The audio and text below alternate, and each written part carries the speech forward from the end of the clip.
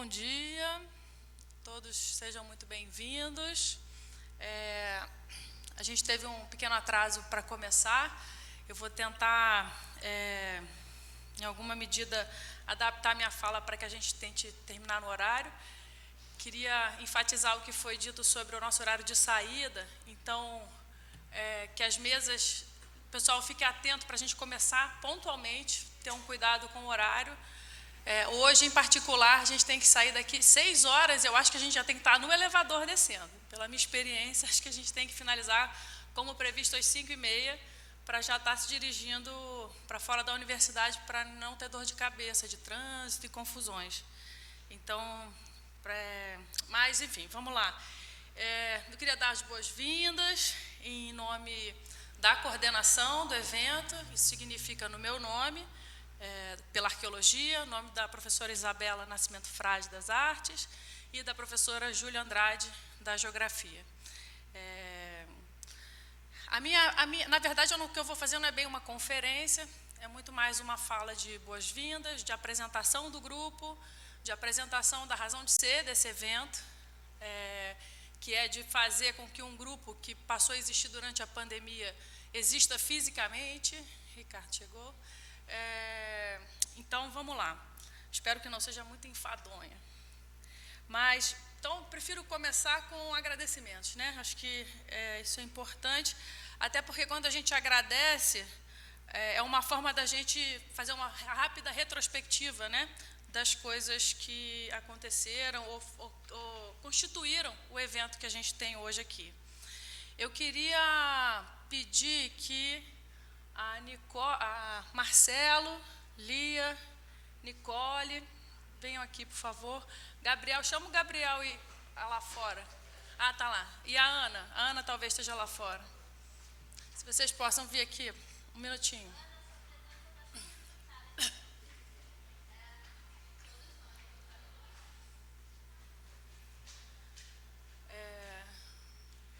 Nós fomos as pessoas e eles que realmente realizaram esse evento, né? Eu vou falar um pouco mais sobre como que isso tudo aconteceu, mas eu pediria de início uma salva de palmas para essa galera aqui.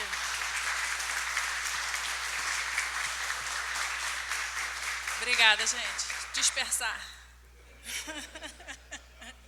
Eles sabem resolver tudo, todas as dúvidas que vocês tiverem, qualquer um deles vai poder ajudar, tá?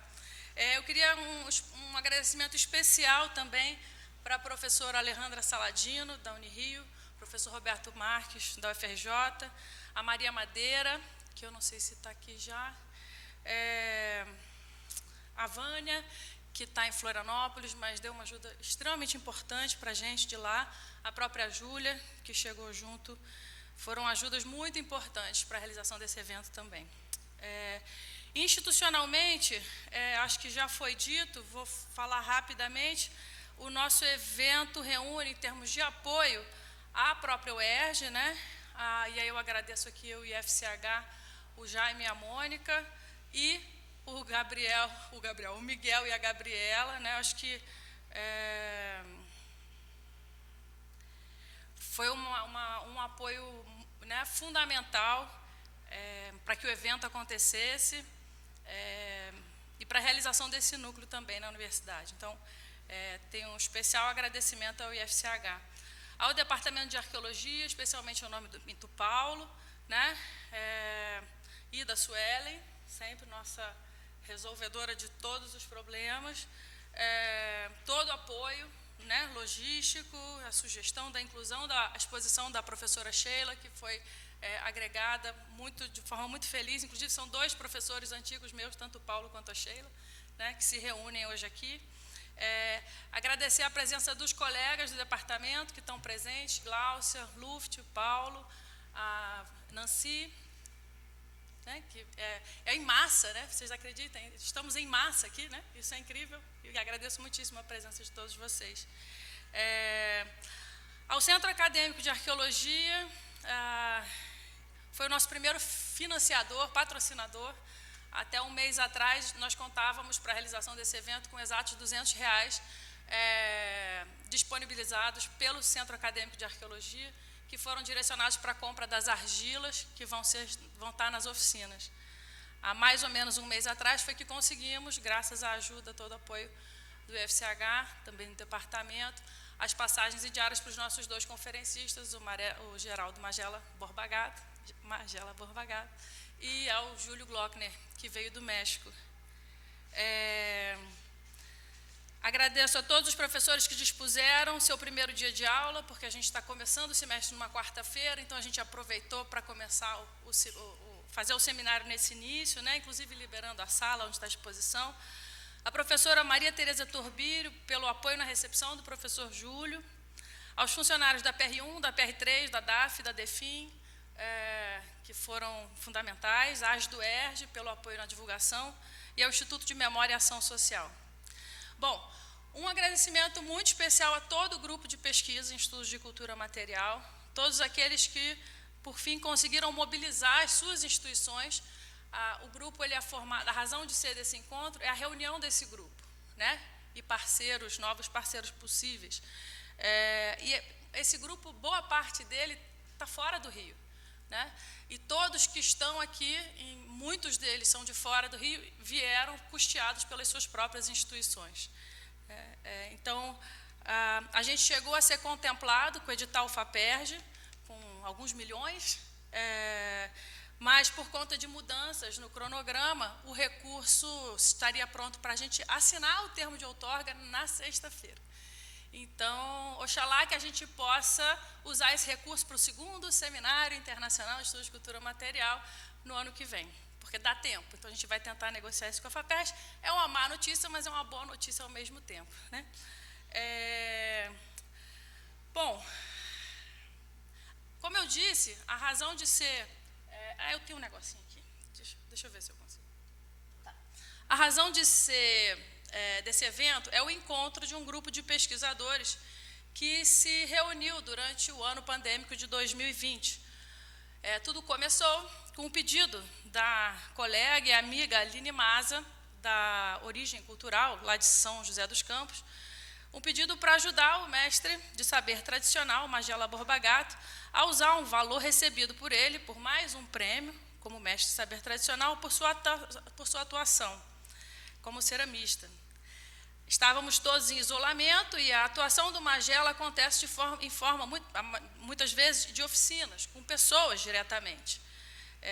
E, particularmente, uma das faces que eu mais admiro do Magela é esse trabalho social que ele faz, levando arte e criação para os mais variados grupos, meninos em situação de abandono, idosos, crianças, menores infratores, população de rua, e só ele pode contar quantos e quais.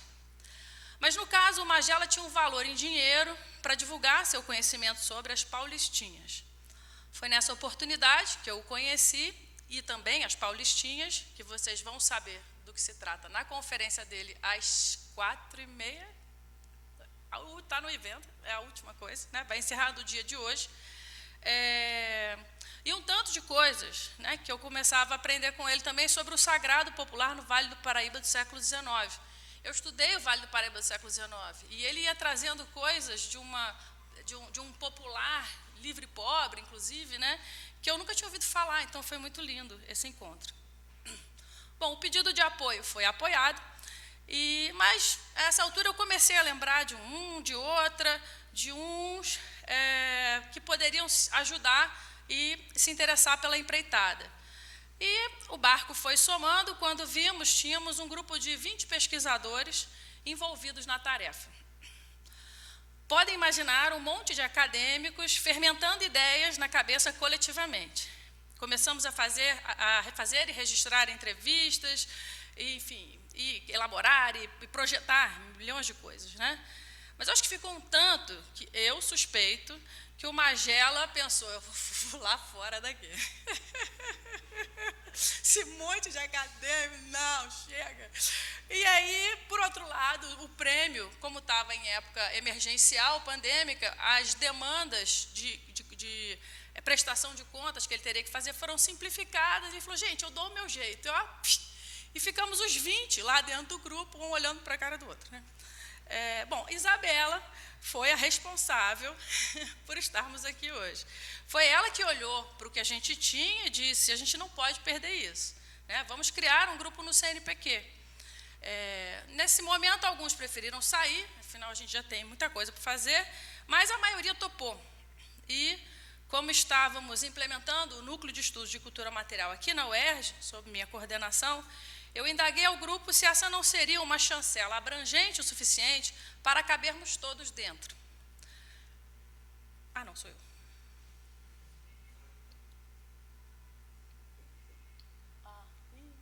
Tá.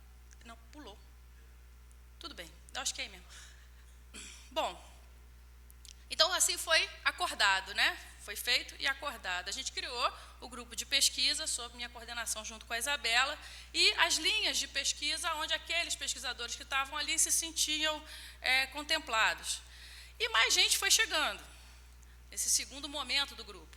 O propósito passou a ser, então, os estudos de cultura material como um campo de estudos de áreas que surgiram nas décadas de 60 e 70, com especial atenção para a sua relação com a arqueologia. Afinal, a disciplina que originalmente se dedica ao estudo da cultura material é a arqueologia.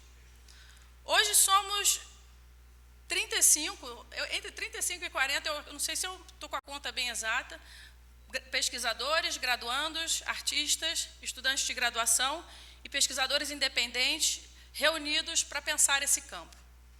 Eu vou apresentar a lista dos integrantes com as suas instituições, as diferentes especialidades, já que a razão de ser do seminário é o encontro dessas pessoas, né? Suas especialidades, abrindo espaço também para novas parcerias. Essa é a razão de ser desse encontro.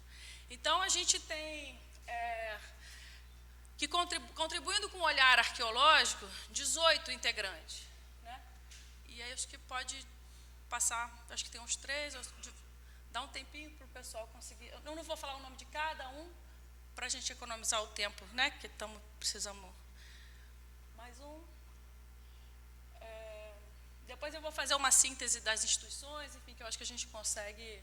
Vocês vão ver que muitos estão referenciados, e isso não deve estar muito justo, muita gente deve se sentir com outras especialidades também, mas muita gente se identifica com mais de uma especialidade, né? E eu vou falar disso porque isso tem muito a ver com a proposta do grupo. Das artes, a gente tem 6 integrantes, da geografia são 4, da área do patrimônio são 2 pessoas, da história 3, e da biologia 1 pessoa, a Aline, lá do Parque, do Martelo. Bom, como uma pequena breve síntese institucional que nos define, a gente tem a presença da Universidade do Estado do Rio de Janeiro, a Faculdade de Formação de Professores da UERJ, a Universidade Federal do Rio de Janeiro, a Universidade Federal do Estado do Rio de Janeiro, a Unirio, Universidade Federal do Espírito Santo, Universidade Federal de Minas Gerais, Universidade Federal de Juiz de Fora, Universidade Federal do Piauí, o Museu Nacional da Universidade Federal do Rio de Janeiro, o Museu de Arqueologia e Etnologia de São Paulo, da Universidade de São Paulo, o Instituto do Patrimônio Histórico e Artístico Nacional, o Instituto de Memória e Ação Social, o Instituto Wilson Grow, a Fiocruz, a Secretaria Municipal de Nova Iguaçu, junto à Prefeitura de Nova Iguaçu, e o Parque do Martelo, no Maitá. Essas são as instituições nacionais. Entre as instituições internacionais, o Instituto Multidisciplinário de História e Ciências Humanas, lá em Buenos Aires, na Argentina, a Northwestern University, nos Estados Unidos, a Universidade de Pensilvânia, nos Estados Unidos, a Universidade Nova de Lisboa, em Portugal, a Universidade de Girona, na Espanha, a Universidade de Bonn, na Alemanha, e a Cruz Vermelha, no Iraque. Bom, depois dos agradecimentos e da apresentação das pessoas que compõem o grupo de pesquisa, eu gostaria de fazer uma breve apresentação sobre os estudos de áreas, que acredito possa ajudar a nossa reunião de grupo na sexta-feira à tarde.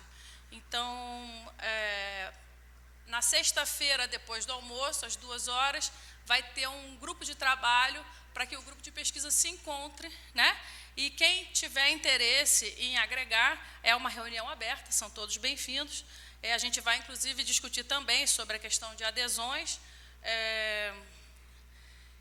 Eu só pediria que aqueles que tiverem algum interesse de aproximação, que venham no sentido de realmente terem disponibilidade, porque às vezes a gente se soma nos grupos, né, porque como forma de acompanhar o movimento, a gente precisa de gente para ajudar a fazer o movimento, né? Então, são todos bem-vindos a participar da reunião, e aqueles que realmente tiverem condições e disponibilidade de participar, e interesse, claro, também serão bem-vindos a se integrar ao grupo. Bom, porque a princípio a ideia não era criar um grupo gigante, né? Tipo os que são associados à AMPU, à SAB, os grupos de trabalho, mas é algo para a gente pensar. De toda forma, vou tentar dar algumas economizadas por conta do nosso tempo, que eu já perdi o controle. Ah, tá. Obrigada.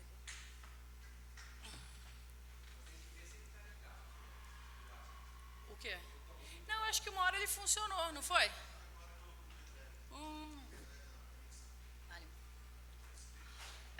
Bom, vamos falar um pouco sobre esses estudos de áreas, né? Os estudos de cultura material são um campo dentro disso que a gente chama de estudos de área. Encantada pela riqueza dos estudos de área que Robert Slanes me apresentou em finais da década de 90, como exemplo dos estudos africanos no âmbito da história da África, mais recentemente me perguntei, afinal, o que define os estudos de cultura material? Que também está no âmbito desses estudos de área. Qual a relação da arqueologia com ele? Ele nos interessa do ponto de vista acadêmico, das políticas institucionais, do ensino e da gestão? Por outro lado, me parecia que era um campo que se aproximava das arqueologias de passados recente e no contemporâneo, que tem crescido sobremaneira nos últimos 20 anos no Brasil, inclusive nos fazendo pensar na definição das subdisciplinas da arqueologia. Quero dizer, a arqueologia histórica vai até quando no tempo? Insistimos em uma arqueologia pré-histórica? Se muitos programas já atualizaram seus currículos para uma história indígena na longa duração, evitando o termo problemático de pré-história, como fica a arqueologia histórica, já que é a sua contrapartida? E a relação da arqueologia histórica com períodos mais contemporâneos? Bom, esse é um debate amplo que a gente precisa encarar em todas as instâncias institucionais, com as normativas CAPES, programas, currículos, do ponto de vista conceitual e da gestão do patrimônio arqueológico. Nesse debate, portanto, aonde entrariam os estudos de áreas? Aí eu estou falando mais especificamente da arqueologia, né? E agora entrando com essa indagação. Os estudos de área, especificamente os estudos de cultura material, como é que eles contribuem? Como é que, enfim, a gente quer isso? E se a gente quer, em que instâncias? Particularmente, acho que esse é o futuro da ciência, pelo menos daquela que me parece fascinante. Sou uma entusiasta e admiradora dessa proposta dos estudos de área, em programas de pós-graduação e em centros de pesquisa que reúnem pesquisadores, nem tanto para a graduação. Acredito também na importância em formalizá-los para a promoção de um ambiente universitário de encontro de saberes de diferentes áreas do conhecimento, de saberes populares e tradicionais, a exemplo do programa Encontro de Saberes, que existe em mais de 10 universidades públicas do Brasil, que, a meu ver, é uma proposta revolucionária na educação brasileira e promovida pela educação brasileira, junto a movimentos sociais e saberes tradicionais. Mas isso tudo fica para o debate. Vamos lá. Os estudos de área e os estudos de cultura material.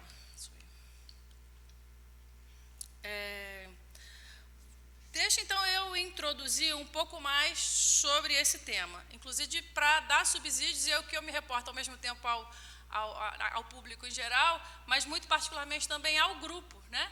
Porque é o que queremos pensar sobre isso. Então, é um pouco também direcionando a nossa agenda de conversa na sexta-feira, que, mais uma vez, é aberta a todos. O surgimento dos estudos de área entre as décadas de 60 e 70 marcou uma nova forma de pensar e fazer ciência a partir do encontro de disciplinas. Nesse sentido, não se tratou da criação de novas disciplinas mais abrangentes, mas de campos onde a arqueologia, história, antropologia, sociologia, economia, geografia, história da arte, literatura, linguística, às vezes a física, a química, e um sem número de outras disciplinas, muitas vezes definidas ainda no século XIX, pudessem pensar juntas questões comuns. A proposta, ao longo do tempo, tem sido melhor acolhida, no meu entender, em programas de pós-graduação de base interdisciplinar do que em cursos de graduação no Brasil, ainda que tenham havido tentativas. A graduação como espaço disciplinar de formação profissional, me parece, pelo menos, ainda ser um locus importante para o aprendizado do próprio fazer científico, a partir de certo campo de saber ou disciplina.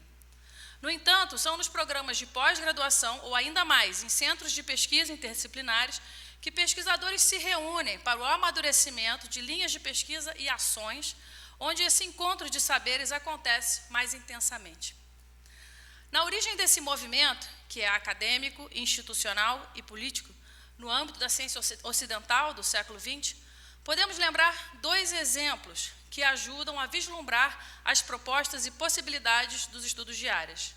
Os estudos africanos, com forte influência de centros de pesquisa nos Estados Unidos, com interesse pela história da África, lá na década de 60, 70, e os estudos culturais na Inglaterra, também na década de 60. Eu e a Nicole estamos preparando um artigo com base na análise da produção da revista inglesa, o Journal of Material Culture, né? O Jornal de Cultura Material, onde fazemos uma breve retrospectiva, nesse artigo, desses 2 casos, né? Os estudos africanos e os estudos culturais, junto com a análise densa que a Nicole está fazendo dessa revista, incluindo os volumes de 1996 a 2021. É uma base de dados bastante grande, são mais de 500 artigos que ela está analisando. Esse resultado está apresentado no painel na sexta-feira, ela vai falar sobre ele na parte da manhã.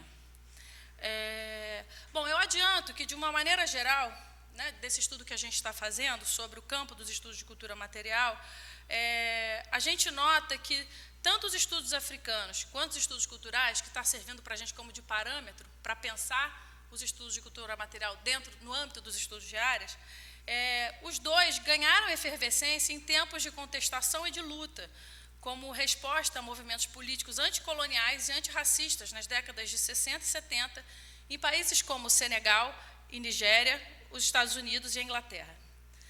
Em ambos os casos, pesquisas em contextos específicos são frequentemente pensadas de maneira interrelacionada e pela via do trabalho de campo, além da preocupação com a comunicação com a população local. A criação desses novos espaços e maneiras de fazer ciência foi marcada por inovações teórico-metodológicas e sedimentadas num campo tão maleável e pantanoso quanto fértil, a interdisciplinaridade. Foi na mesma década de 70 que Hilton Japiaçu contribuiu para pensarmos como nos movermos nesse terreno, sugerindo comparativamente que... E aí ele vai fazer um comparativo, né? A multidisciplinaridade seria o encontro de disciplinas de forma autônoma, para o mesmo fim, como acontece dentro de uma escola, né? Ou seja, você tem o português, a história, a geografia, a literatura, a matemática, a química, atuando de forma autônoma com o mesmo propósito, no caso, o da formação escolar. Para o Hilton Japiaçu, isso define o que é multidisciplinar. O que é transdisciplinar, para o Hilton Japiaçu, seria quando disciplinas se juntam para o mesmo fim. Por exemplo, para desenvolver um projeto de pesquisa. Mas uma delas é a disciplina que conduz todo o processo, articulando os outros saberes. Não sei se nas escolas a gente pudesse usar o exemplo dos projetos transversais, que são, muitas vezes, de iniciativa do professor de História. E aí ele vai conduzir o projeto e todos os outros vão sendo articulados. E para o Hilton Japiaçu, o que seria a interdisciplinaridade? E eu sou muito encantada com essa definição dele. A interdisciplinaridade, ela diria respeito ao trânsito, ao deslocamento de quem pesquisa de sua área de formação para outra.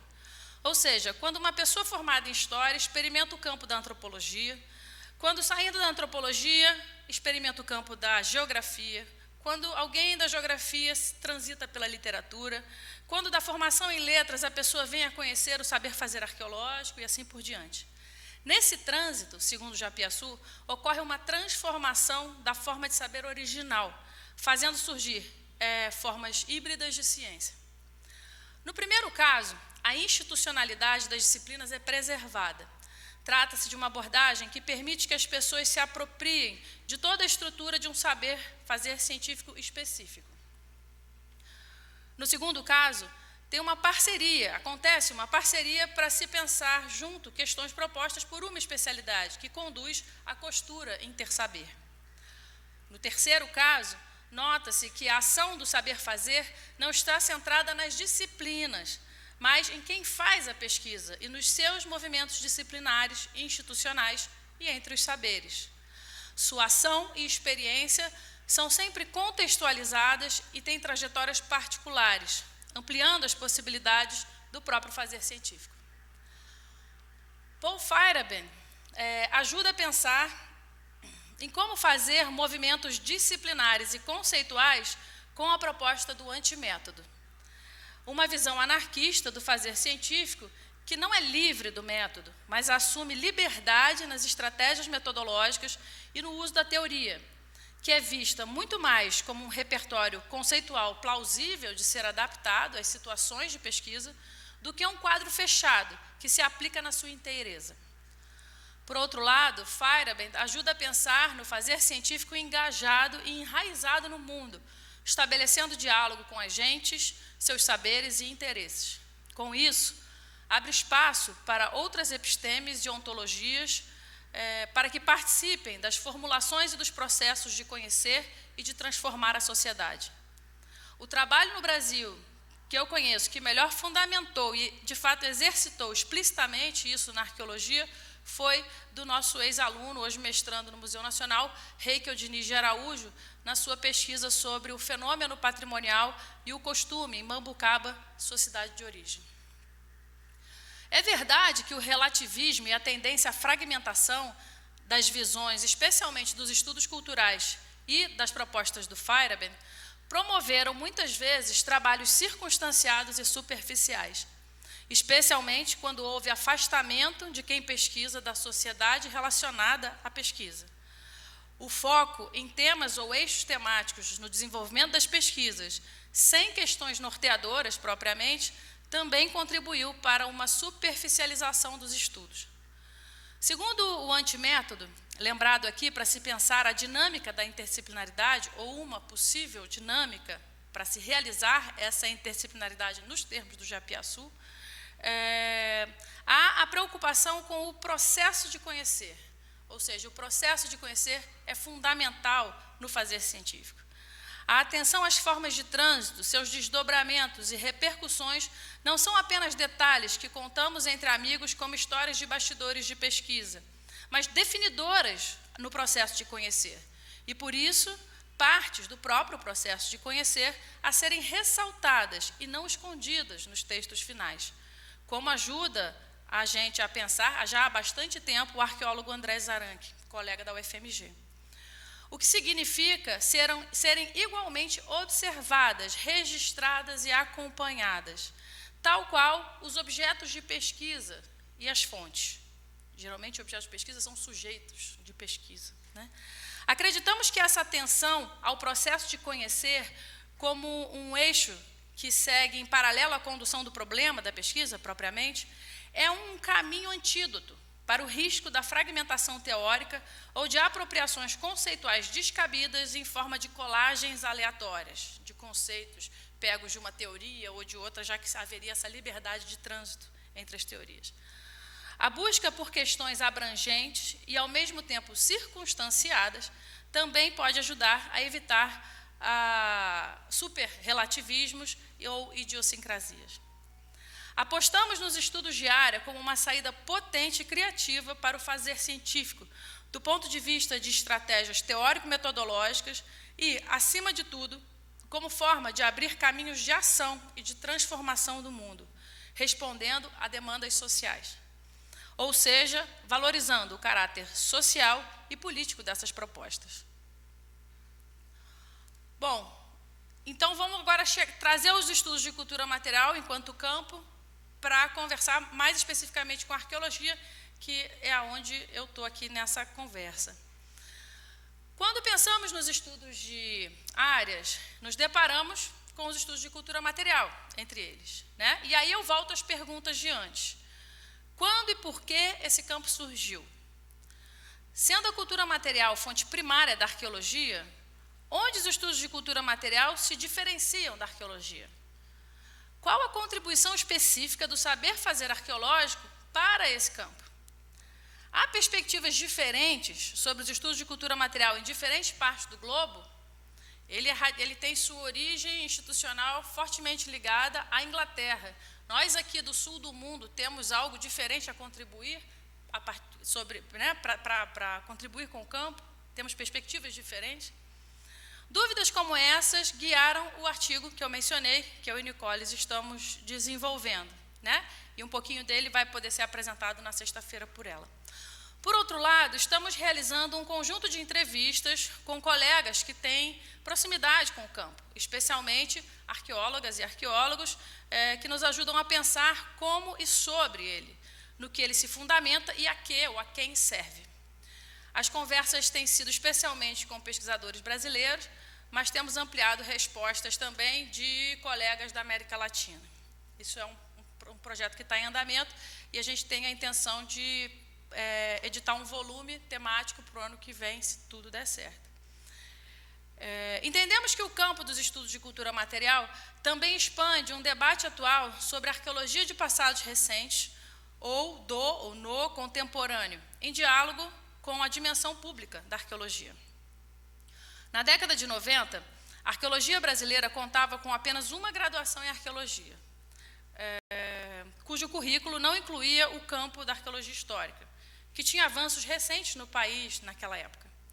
Com o crescimento da pesquisa arqueológica junto ao licenciamento ambiental, hoje existem 15 cursos de graduação em arqueologia espalhados por todo o país, em capitais e no interior, além dos programas de pós-graduação.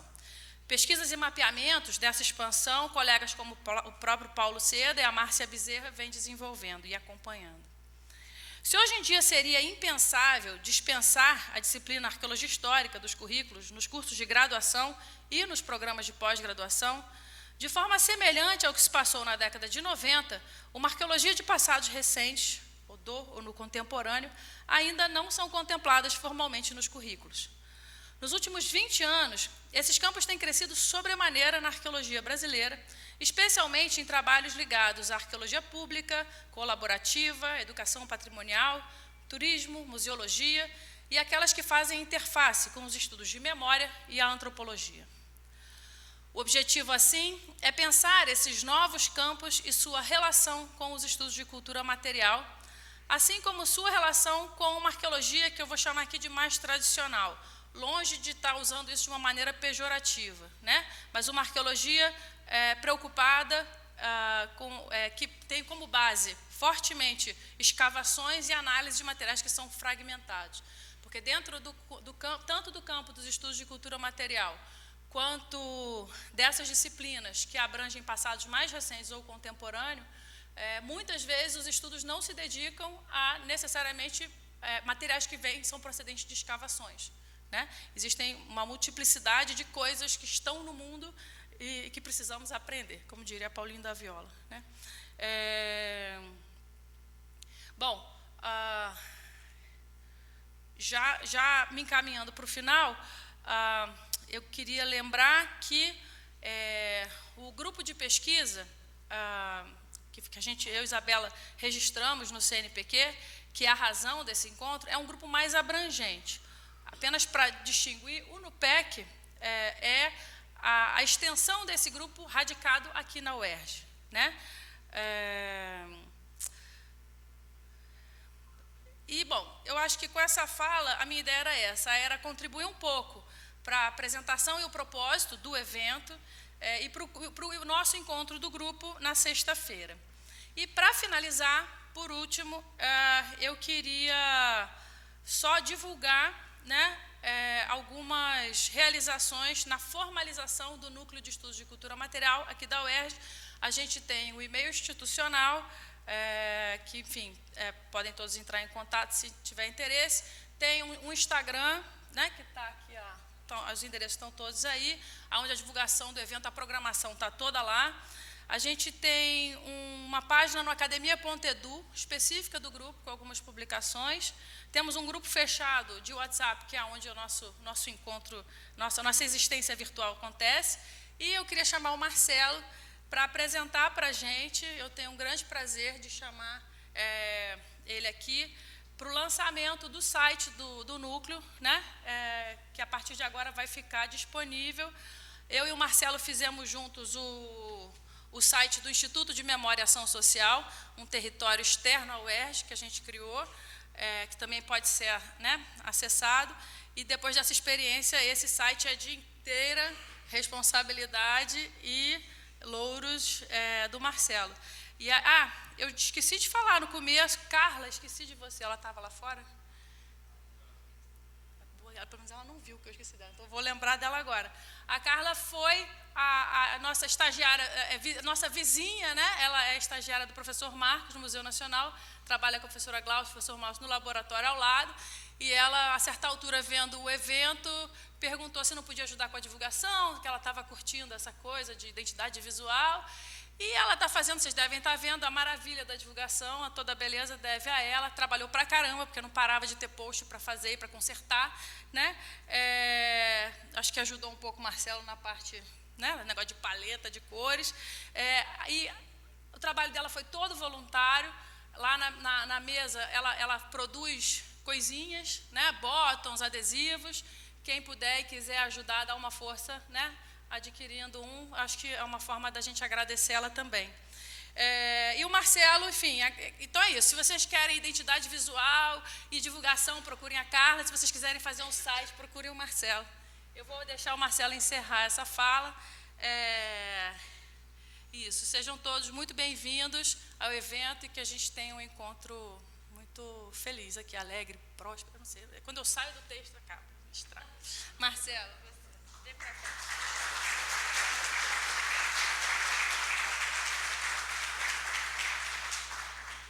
Bom dia a todos. Apenas para lembrar sobre o site, vocês podem já acessar, o site já está lançado no pec.erj.br. Lá vocês vão poder ver mais sobre as linhas de pesquisa do grupo, sobre os participantes do grupo e também sobre as publicações que já foram lançadas. No site também agora, nesse momento, a gente tem toda a programação do evento, o caderno de resumos do evento e links úteis que estão lá também. Aqui, ó.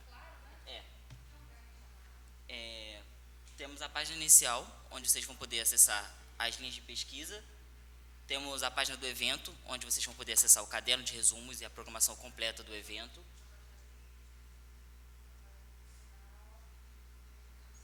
As linhas de pesquisa.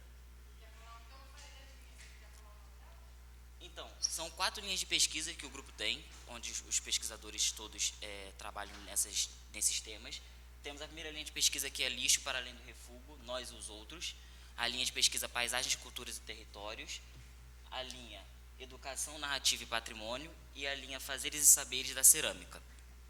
Cada linha, dentro delas, vocês vão poder achar as publicações que já foram lançadas do grupo. E também temos uma página específica do grupo de pesquisa,